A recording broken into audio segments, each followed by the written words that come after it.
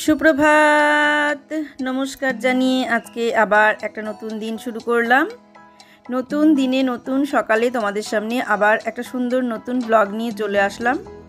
আমার ঘরে বাইরে লাইফস্টাইলে তোমাদের সবাইকে স্বাগত জানাচ্ছি। তোমরা এসো, দেখো সারাদিন আমি কি করছি। আশা করছি তোমরা নিশ্চয়ই ভীষণ ভালো আছো, আর আমি তো ভীষণই ভালো আছি। হ্যাঁ, ভালো আছি ঠিকই, সেই কারণে জোর তালে কাজ চলছে। আর এই ব্লগটা দেখছো, এটা আমার মঙ্গলবারের ব্লগ। তোমরা বুধবারে দেখছো। মঙ্গলবারে দুটো পার্টে দুটো ব্লগ দিয়েছি। মঙ্গলবারে সকালের দিকে কিছুটা ব্লগ সকালেই দিয়ে দিয়েছি, আর কিছুটা পুজোর একটা আলাদা ব্লগ আমি পরে দিলাম আর কি, বুধবারে দিলাম। আর ঠাকুর ঘরের যে গোছানোর যে ব্যাপারটা, সেটা আমি দিয়েছি মঙ্গলবারেই দিয়ে দিয়েছি। তাই একদিনে দুটো ব্লগ রেডি করেছিলাম, করে একদিনের ব্লগ দুদিনে দিলাম। তা আজকে তোমরা দেখবে মঙ্গলবারেরই আমার পুজোর যে ব্লগ সেইটা। আর বুধবারে যদি কোনো ব্লগ করতে না পারি, তাহলে বৃহস্পতিবারে হয়তো কোনো ব্লগ দিতে পারবো না। তাই আমি এখন তো প্রতিদিন লাইভ করছি, তোমরা দেখতেই পাচ্ছ। আর এই দেখো সকালবেলায় ছাদে এসেছি, আর সকালেই রোদের তেজ দেখো, কি পরিমাণ রোদের তাপ। আর এই অবস্থা চলছে এখন থেকে, এই রকম রোদের তাপ হয়ে গেল সারাটা দিন। কি পরিমাণ রোদ হয় তাহলে ভাবো। ছাদে তো আসিই না, আর দিনের বেলাতে কোনো সময় না, জামা কাপড় মেলার কোনো দরকারই হয় না। আর অনেক দিন পর ছাদ থেকেই তোমাদের ব্লগটা শেয়ার করছি। ছাদ থেকে তোমাদের অনেক দিন শেয়ার করা হয়নি, এই গরমের জন্যে ছাদে আর উঠিও না, ছাদ থেকে আর কিছু শেয়ারও হয় না। শুধু গরম নয়, আমার রাধা মাধবকে যেহেতু দেখায়, সেই কারণে রাধা মাধব দর্শন করায় বলে আর ছাদেও আমার আর যাওয়ার ইচ্ছেও হয় না। শীত পড়লে হয়তো আবার একটু যেতে ইচ্ছে করবে। দেখো আমি এই যে ঠাকুর আজকে রাধা মাধবকে একটু মুছিয়ে দিচ্ছি, মুখটা পরিষ্কার করে। মুছিয়ে না দিলে মুশকিল হয়, যে মুছিয়ে না দিলে মুশকিল এই কারণেই হয়, ধুলোটা পড়ে। প্রতিদিনই মোছানো হয়, কিন্তু সেটা তোমাদের সঙ্গে সেভাবে শেয়ার করা হয় না। তাই আজকে একটু হালকা করে মুছিয়ে দিই। প্রতিদিনই এরকমভাবে হালকা করে একটু আমি পরিষ্কার টিস্যু দিয়ে, নতুন টিস্যু দিয়ে মুছিয়ে দিই। আর সেই টিস্যুটা আবার রেখে দিই, ওটা দিয়েই আবার পরের দিন মোছাই, ধুয়ে রেখে দিই, এই আর কি। তাই এই দেখো মুছে দিই। তবে অসুবিধা হচ্ছে কিসে বলো তো, পুরো সাজানো আছে তো, সাজানো অবস্থায় মোছাতে হচ্ছে, সেটা একটু অসুবিধা। কিন্তু তাহলেও মোছাতে হবে, কারণ নোংরা তো পড়বেই, না মোছালে হয়। স্নান তো করাতে পারি না, তাহলে মোছাতেই হবে। পরিষ্কার করে একটুখানি হাত পা মুখ সমস্ত মোছানোটা তোমাদের সঙ্গে শেয়ার করলাম। কিভাবে যে আমি পরিষ্কার করি সেটাই শেয়ার করলাম। আর আজকে আরেকটু জিনিস শেয়ার করব, যে পুজোর পরে আমি কিভাবে ঠিকঠাক করে সব কিছু গুছিয়ে রাখি, পুজোর জিনিসগুলো কিভাবে আমি আবার গুছিয়ে ঠিকঠাক করে রেখে দিই। তো এটাই তোমাদের সঙ্গে আজকে শেয়ার করব। পুজোটাও শেয়ার করব, তার সঙ্গে সেটাও শেয়ার করব। তবে আজকে কি বলো তো, আজকে যেহেতু অনেকটা কম, একদম সাধারণভাবে নিত্য পুজো যেটা হয় সেটাই হয়েছে, সেই কারণে আজকে অগোছালোটা খুব কম হয়েছে। যেদিন একটু বিশেষভাবে পুজো করা হয়, সেদিন অগোছালোটা একটু বেশি হয়, সেই কারণে সেদিন গোছাতে একটু বেশি কষ্ট হয়, ঝামেলা হয়। কিন্তু আজকে যেহেতু বিশেষ পুজো নয়, সাধারণ পুজো, সেই জন্য আজকে অগোছালো কম হয়েছে, তাই আজকে গোছাতেও কষ্ট কম হয়েছে। এ দেখো গুরুদেব, লোকনাথ বাবা সবই আমি মুছিয়ে পরিষ্কার করিয়ে দিলাম। এরপর আমি একে একে সবাইকে ফুল দেওয়া, প্রসাদ দেওয়া, ধূপ জ্বালানো, আরতি করা, সব কিছু করবো। তা আরতি করার জন্য আরও দুটো তিনটে জিনিস আমার দরকার। একটা হচ্ছে চামর, আর একটা হচ্ছে পাখা। এই দুটো জিনিস দরকার। আর একটা শুদ্ধ পোশাক, শুদ্ধ কোনো কাপড় আর কি। এই কয়েকটা জিনিস দিয়ে আমি আরতিটা করব। সেটা সন্ধেবেলায়, অত কিছু দিয়ে আরতিটা সন্ধেবেলাতেই করব, আর দিনের বেলায় এইটুকুই যথেষ্ট। আর প্রদীপটা আজকে আর মাজিনি, প্রদীপের যে পুরা সলতেটা সেইটা ফেলে দিয়ে আমি প্রদীপটা জ্বালিয়ে নিচ্ছি। কারণ প্রতিদিন তো সব কিছু করা হয় না। আমি যদি বলি যে আমি প্রত্যেক দিন বাসন মেজে ধুয়ে পরিষ্কার করে করি, তা না, সেটা মিথ্যে কথা বলা হবে। কাজেই মিথ্যে কথা বলে তো আমার লাভ নেই। যেটা আমি করি না সেটা করি না। যেমন গোপাল বাবাজিকে স্নান সবাই প্রত্যেক দিন স্নান করায়, আমি দেখেছি, কিন্তু আমি প্রতিদিন স্নান করাই না। অত বাচ্চা প্রতিদিন স্নান করিয়ে ঠান্ডা লেগে যাবে, তাই না? আর গরমের সময় প্রতিদিন স্নান করালে পরে আবার ঠান্ডা গরম লেগে যাবে, সেই কারণে প্রতিদিন স্নান আমি করাই না। এটা আমার ধারণা, আমি সবার কথা বলছি না, এটা আমার আইডিয়া থেকে আমি বলছি। যাই হোক, একটুখানি বলে নিলাম একটা অন্যরকম কথা। আর এই দেখো কালকে সমস্ত এর মধ্যে গুছিয়ে, এই আজকেই সকালে সব এভাবে গুছিয়ে এবার এখান থেকে বের করে নিয়ে সমস্ত পুজো করছি। ঘর টটগুলো সব নিচে আছে, যেগুলো নিত্যদিন লাগে সেই সমস্তগুলো। আর এই যে ঠাকুরের থালা বাসনগুলো ধুয়ে ওর ভেতরেই রেখে দিয়েছিলাম। এটা আমার অনেকটা সুবিধা হয়েছে একটা ঝুড়ির মধ্যে। তবে হ্যাঁ, ঝুড়ির নিচে একটা আমাকে মানে প্লাস্টিকেরই থালা টালা কিছু রাখতে হবে, মানে ট্রে টাইপের কিছু একটা রাখতে হবে, যাতে আমার মানে সুবিধা হয়। না হলে এতে একটু অসুবিধাই হয়ে যাচ্ছে, যে জল পড়ছে একটু। তো সেই কারণে আমি ভেবেছি একটা চৌকো ট্রে কিনবো, মানে ঝুড়ি কিনবো চারকোনা, যাতে তার মধ্যে বাসনগুলো উপর করবো। আর একটা ট্রে কিনবো, তার মধ্যে ওই ট্রেটা, ওই ঝুড়িটা ট্রেটার মধ্যে বসিয়ে রাখবো। এরকম একটা মানে ইয়ে আছে। এখন সেগুলো সবই টুকটুক করে হবে। যেগুলো যেগুলো নাই আমাকে বলেছে সেগুলো তুমি কাগজে লিখে রাখবে, দিয়ে যখন পরিস্থিতি হবে তখন সেইভাবে কেনা হবে। যেতে হবে, বেরোতে হবে, তারপর তো কেনাকাটা। আর এখন কিছুদিন একটু সময় পাবে না, মানে বারবার যেতে হচ্ছে কাগজপত্রের জন্য, বেরোতে হচ্ছে। তো সেই কারণে এখন কিছুদিন সময়টার একটু অভাব হয়ে যাচ্ছে। এইগুলো সমস্ত মিটে গেলে তখন তো অঢেল সময়। আর আমি এখন ভয়েস দিচ্ছি, ভয়েস দিয়ে নিয়ে তারপরে অন্য কোনো কাজ করব। আর আজকে প্রচুর কাজ করেছি, আজকে আর অন্য কোনো কাজ করার ইচ্ছেও নেই। এই যে ব্লগটা দেখছো, এই ব্লগে প্রচুর কাজ করা আছে, মানে কাজ করেছি। তাই আজকে বুধবারে যখন তোমাদের আমি ভয়েসটা দিচ্ছি, মানে এটা বুধবারে যখন তোমরা ব্লগটা পাবে, তখন মানে ভয়েস যখন আমি দেব তখনই আমি বলছি যে বুধবারে আমি কোনো কাজ সেভাবে করতে পারিনি, খুব টুকটাক অল্প কিছু কাজ করেছি। এখন দেখা যাক বাকি সময়টা কি করা হয়। যেভাবে, আর বুধবারে ব্লগ যদি রেডি করতে না পারি তাহলে তো বৃহস্পতিবার আমি ব্লগ দিতে পারবো না। আর একদিনে দুদিন মানে দুটো পার্টে ব্লগ রেডি করা খুব কঠিন, মানে একটা পার্ট রেডি করাই তো কঠিন হয়ে যায়, তারপর দুটো পার্ট রেডি করা তো আরও কঠিন। আজকে একদম নর্মাল পুজো, অল্প কিছু ফুল, খুব বেশি ফুল ছিল না, মানে দুদিনকার জমানো যে ফুল ছিল তার মধ্যে থেকেই কিছু ফুল মানে রেখে দিয়ে একটুখানি বেশি হয়েছে। আর একটু ফুল থাকলে আমার বেশ ভালো লাগে, আমি তো এর আগে বলেইছি। কিন্তু যেহেতু আমার গাছের পরিস্থিতি খুব খারাপ, তোমরা দেখেওছো যে গাছে সেরকমভাবে ইয়ে নেই, মানে ফুল নেই, গাছ খুব খারাপ অবস্থা। সেই কারণে গাছ থেকে যে ফুল তুলে পুজো দেব সেটা হয় না।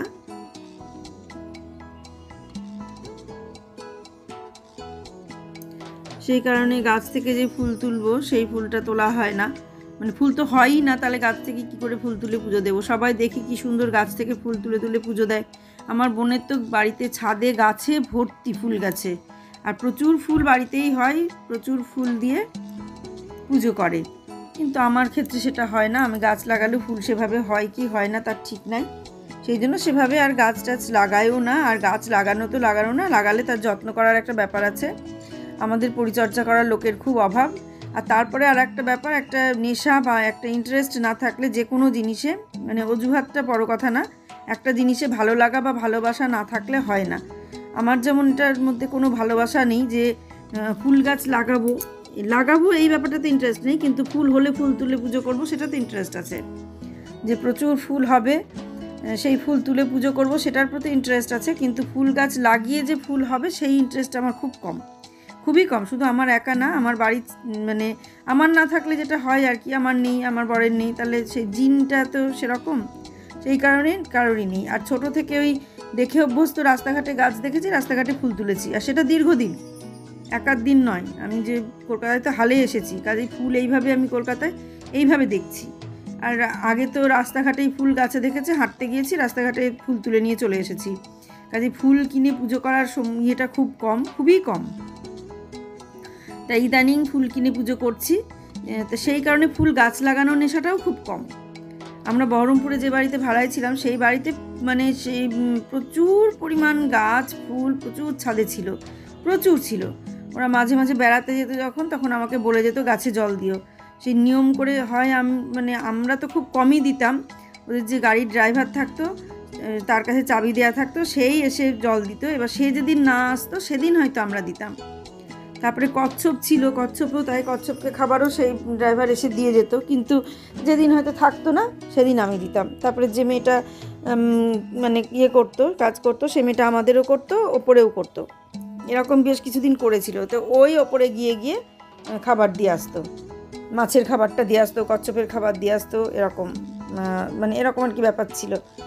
খাবারগুলো সব প্যাকেট প্যাকেট করে করে রেখে যেত, সেই প্যাকেট প্যাকেট ধরে ওর মধ্যে ঢেলে দিতে হতো। তো এই যে ব্যাপারগুলো, এই নেশা যাদের আছে তাদের মানে তাদের হবে, ভালো লাগা, ভালোবাসা, নেশা, এই জিনিসগুলো যাদের আছে তাদের হবে। আর আমার মতো মানুষের যাদের ভালোবাসাটা তার প্রতি নেই, যে কোনো কাজে ভালোবাসা না থাকলে হয় না। ভালোবাসা না থাকলে তোমার ইচ্ছা চেষ্টাটাও আসবে না।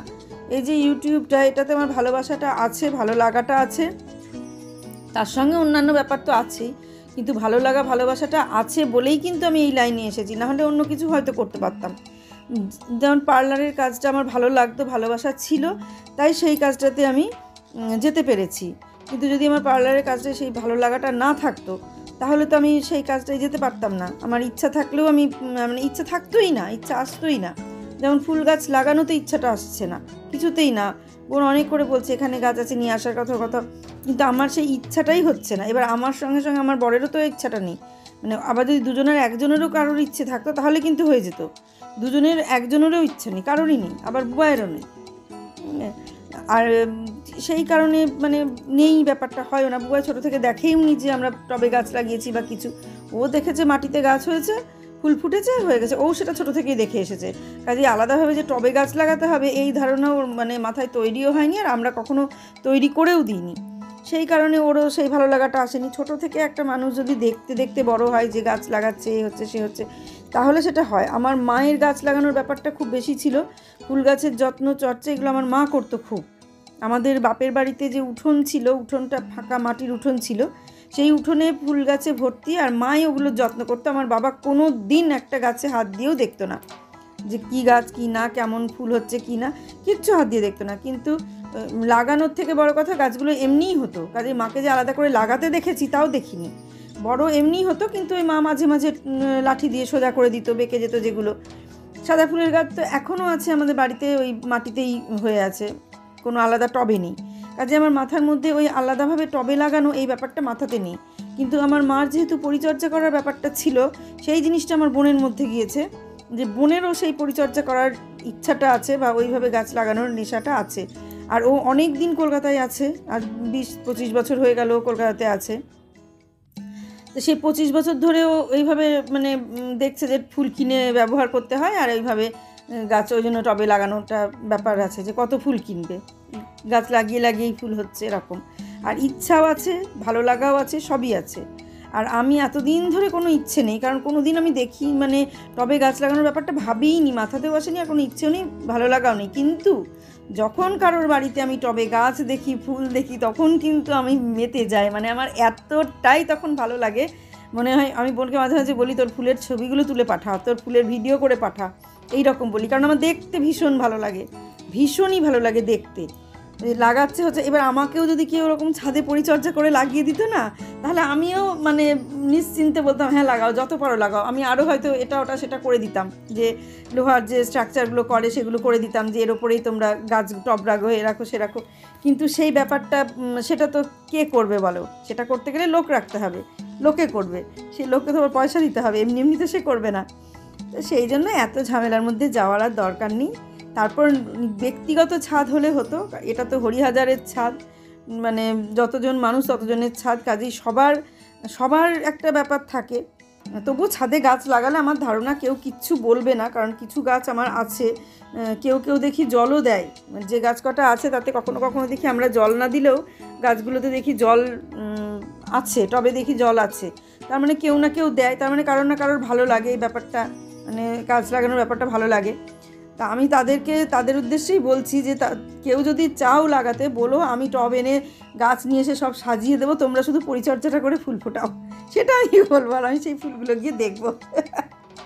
এই ব্যাপারটা আমার আছে, আমার সত্যি ভালো লাগে, ইচ্ছে হয়, কিন্তু ফুল দেখতে ভালো লাগে, কিন্তু পরিচর্যা করার ইচ্ছেটা আমার নেই। পরিচর্যা করে ওটাকে বড় করতে হবে সেই ব্যাপারটা আমার নেই। কিন্তু ফুল গাছ ভালো লাগে, ফুল ভালো লাগে, ফুল গাছ থেকে তুলে পুজো করতে ভালো লাগে, সব ভালো লাগে, কিন্তু পরিচর্যা করতে ভালো লাগে না। যেটা একটা কিছু করলাম না, অথচ তার ফল ভোগ করবো, সেটা তো হবে না। কাজ করতে হয়, পরিশ্রম করো, তারপরে কর্ম না করলে কোনো দিনই তার ফল পাওয়া যায় না। সমস্ত ক্ষেত্রে তাই, যে কোনো কাজেই কর্ম করো তবেই ফল পাবে। তা সেটাই বলছিলাম যে এটা হচ্ছে আমার ভালো লাগা। এই যে পুজো আর্চা করছি এটা এখন আমার ভালো লাগা, তাই আমি করছি। ইউটিউব করছি এটা আমার ভালো লাগা, ভালো লাগে বলেই আমি করতে পারছি। মানে যে কোনো কাজই ধরো ভালো লাগা না থাকলে সেই কাজে এগোনো খুব মুশকিল। আবার পার্লারটাও তাই, খুব ভালো লাগতো, ভালোবাসতাম ওই কাজটাকে, সেই জন্যটা অনেকটা দূর এগিয়েও ছিলাম। কিন্তু যেহেতু এখানে চলে আসলাম আর লকডাউন হয়ে গেল, সেই জন্য ওটাকে বন্ধ করে দিলাম। কারণ খুলে রেখে তারপরে আবার করা, সেই জায়গায় আনা, সেটা আমার পক্ষে অতটা সম্ভব ছিল না। কারণ আমাকে এখানে চলে আসতে হলো কলকাতায়। কৃষ্ণনগরে ছিল আমার পার্লারটা, কিন্তু কলকাতায় চলে আসতে হলো। কলকাতায় চলে আসতে হলো বলেই আমার পক্ষে আর সম্ভব হলো না। তো যেটা হয় সেটা ভালোর জন্যই হয়, ওটা হয়েছে খুবই ভালো হয়েছে। বন্ধটা আমি বন্ধ করার বোধহয় মাসখানেকের মধ্যেই লকডাউন হয়ে গেল। মানে বেশ কিছুদিন ধরে শুনছি এটা হচ্ছে, এটা হবে, ওটা হবে, সেটা হবে, এরম করতে করতে করতে করতে আমি বন্ধ করে দিলাম। তার কারণ পুনম নিজে বাড়িতে পার্লার খুললো, আর পিঙ্কির বিয়ে হয়ে গেল। এই দুজন দুদিকে চলে গেল বলে আমার আর পার্লারটা মানে আবার একটা কাউকে নিতে হবে, তো সেটা সেরকম কাউকে না নিলে আমি তো একা একা পারবো না।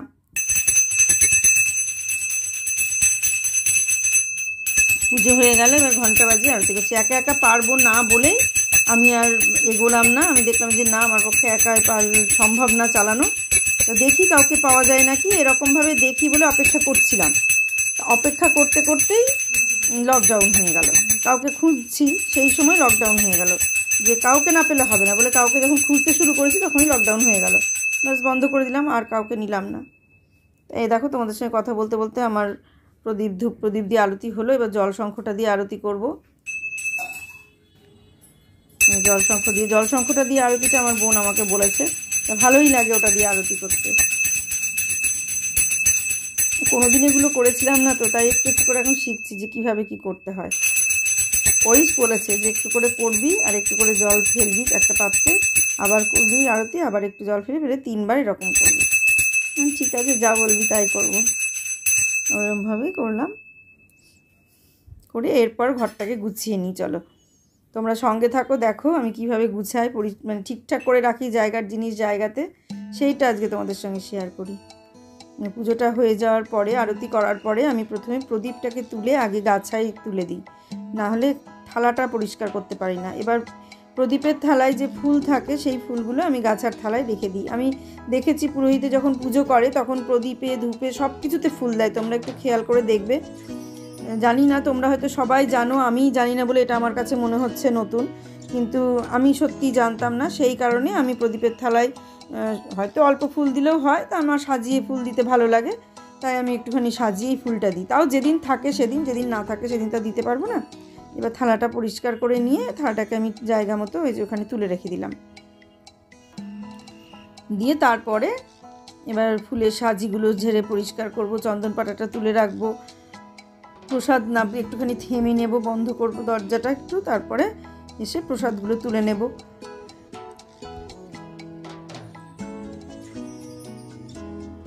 আর আজকে কিছুই প্রসাদ দিইনি, আজকে শুধু গুড়ের বাতাসা দিয়েই পুজো করা হয়েছে। এবার যে এক্সট্রা ফুলগুলো আছে সেই ফুলগুলো আমি ক্যারি ব্যাগে রেখে ফ্রিজে রেখে দেবো, নিরামিষ ফ্রিজে রেখে দেবো, তাই রাখি প্রতিদিন। আর তুলসী পাতা টাতা যা থাকে সেই কটা রেখে দেবো। এই যে ফুলকটা আছে, এই ফুলকটা দিয়ে আমি আবার পরের দিন পুজো করে নেব। আর পরের দিন আর ফুল কিনবো না, ওই অল্প ফুল দিয়ে পুজো করে নেব। তারপরে দিন আবার বৃহস্পতিবারের দিন আবার ফুল কিনবো। শুক্রবারে রামনবমী আছে, আমার একটু ফুল বেশি লাগবে, তাই বৃহস্পতিবারে একটু অল্প ফুলেই পুজো করব। আর ওই রামনবমীর দিনই আমি গোপাল বাবাজিকে আবার স্নান করিয়ে দেবো, দিয়ে জামাটা ছাড়িয়ে অন্য একটা জামা পরিয়ে দেবো। আর যেটা বলছিলাম, আমার একটা অষ্টধাতুর গোপালের খুব শখ, তো সেটা আমি চেষ্টা করছি, যদি কখনো বৃন্দাবনে যাই, বাঁকে বিহারি যদি আমাকে টানে, তবেই আমি সেখান থেকে গিয়ে একটা অষ্টধাতুর গোপাল নিয়ে আসবো। এই গোপাল বাবাজিকে আমি নবদ্বীপ থেকে নিয়ে এসেছি, আর এই পাথরের মূর্তি আমি বড়বাজার মার্বেল মার্কেট থেকে নিয়ে এসেছি। আর ইচ্ছে আছে মানে গোপাল একটা গোপাল নিয়ে আসবো, লাড্ডু গোপাল নিয়ে আসবো। এটা তো গোপাল বাবাজি হয়েছে, ওটা লাড্ডু গোপাল নিয়ে আসবো। সেই লাড্ডু গোপালকে আমি অষ্টধাতুর নিয়ে আসবো, যাতে আমি তাকে সবসময় নাড়াচাড়া করতে পারি, সবসময় তাকে শোয়াতে পারি, ঘুম পাড়াতে পারি, তুলতে পারি, জামা কাপড় পরাতে পারি, এগুলো আমি করতে পারি। সেই জন্য একটা ছোট্ট লাড্ডু গোপাল নিয়ে আসবো। সেটা ইয়ের থেকে নিয়ে আসবো, বৃন্দাবন থেকে অষ্টধাতুর নিয়ে আসবো। বৃন্দাবনে অনেক রকমের আছে, মানে অষ্টধাতুরও আছে, পিতলেরও আছে। আর এটা যখন আমার পিতলের ঠাকুর, সেই জন্য আমি অষ্টধাতুর নিয়ে আসবো। এটা আমার মানে মানসিক ইচ্ছে আর কি।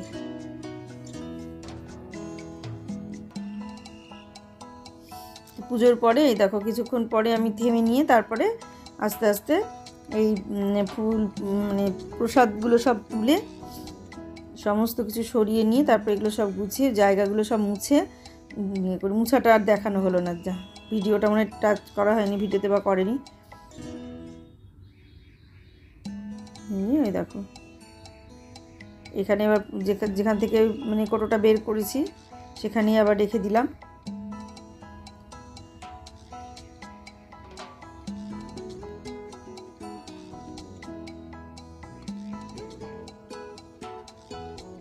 যে কটা তুলসী পাতা বেলপাতা যা থাকলো এগুলো সব রেখে দিলাম। এগুলো আবার পরের দিন পুজো করে নেব।